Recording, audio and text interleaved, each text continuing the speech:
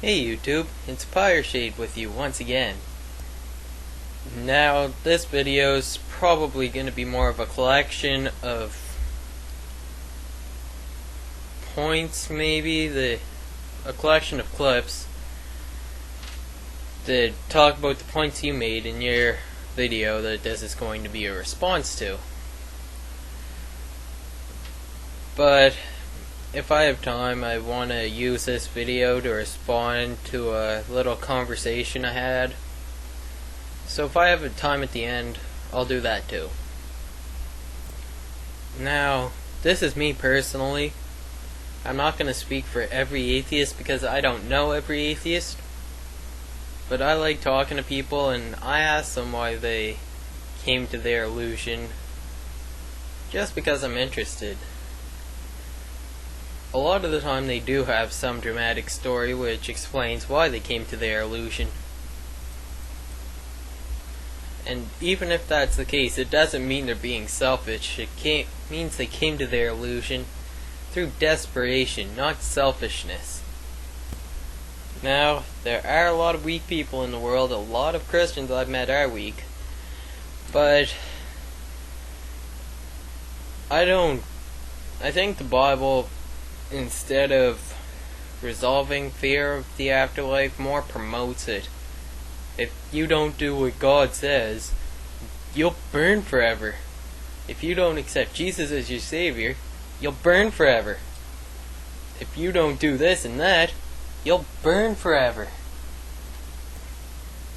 Next, you talk about wisdom, and I'm going to try and keep this one shorter. I'll have like 20 minutes. But if you're looking for wisdom, don't look to a book, especially the Bible. Wisdom comes from experience. You don't necessarily need a lot of experience. It depends on your experiences, but don't look to the Bible for wisdom. It's just full of bullshit. And if you are looking to the Bible for wisdom, make sure you're not looking exclusively to the Bible for wisdom. Moral guidance. We know human beings have a very messed up sense of morality and God. Well, You did not just say humans have a fucked up sense of morality. If I recall correctly, it's the Bible that says kill homosexuals, disobedient children, and people who work on Sunday. Great morals there. But on a more serious note, morality is different for every single being on this earth. God, even if, and this is a big if, He did exist, that's only one perspective of morality. And He just created us. What the hell would He know? But really, and the last statement was completely rhetorical. But can you provide me some examples of your messed up morals? And when I say yours, I mean the ones you're talking about in your video. Not your illusions, imaginary morals. God provides fair justice, eh? Here's a slightly dumbed down example of God's justice. You, son, listen to me, or I'll throw you in the furnace forever. Anyone who actually thinks that's fair and just, well, let's just hope for all of our asses that nobody like that ever gets put into power again. let's set the tone. You have mortar shells, grenade explosions next to you, bullets flying overhead. We see that our life is in peril. It's natural to come to God.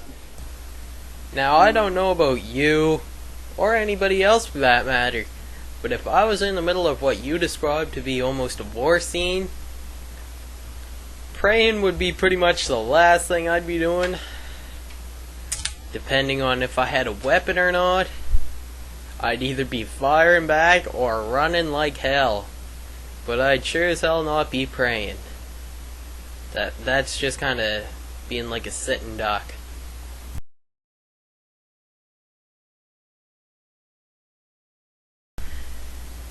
And honestly, your next point about the atheist and impenetrable armor, I don't think you're in any position to be talking about being closed-minded or having a rhetorical suit of armor that's impenetrable from questioning your beliefs. I hope that made sense. Next, you talk about how all of us are cowering in our proverbial foxholes.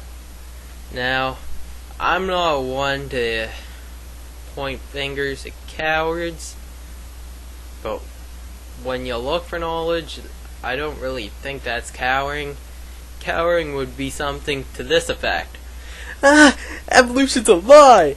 God exists! Noah's Ark happened! Jesus died for me! He died for me! He's real! He's a savior! See what I'm getting at? Now, I am more than encouraging a video response from you. I'm very interested in what you have to say.